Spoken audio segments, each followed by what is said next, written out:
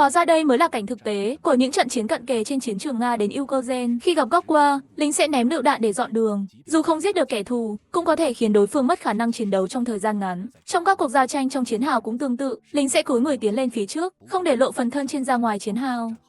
Khi gặp góc qua, sẽ dùng súng bắn trước để áp chế hỏa lực. Nếu muốn đảm bảo an toàn hơn, cũng sẽ sử dụng lựu đạn để hỗ trợ. Lúc này, kẻ thù có thể gọi pháo binh để tấn công từ xa. Cách duy nhất của bạn là tìm chỗ nấp để tránh đạn pháo, chờ khi pháo ngừng mới tiếp tục tấn công. Do đó, không khuyến khích bạn rời khỏi chiến hào, cầm súng máy và đối đầu trực diện với kẻ thù, vì làm như vậy chỉ là tự đưa mình vào chỗ chết.